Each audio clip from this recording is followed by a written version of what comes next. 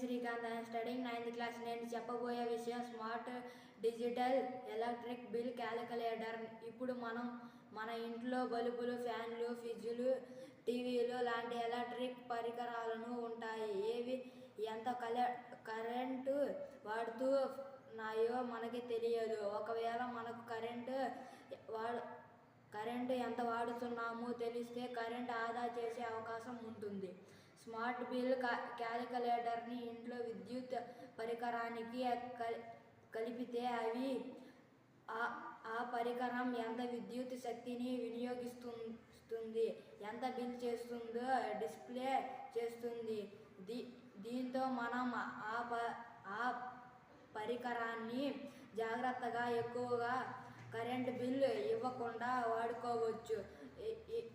ఈ పరికరం వల్ల విద్యుత్తుని, డబ్బుని ఆదా చేయవచ్చు.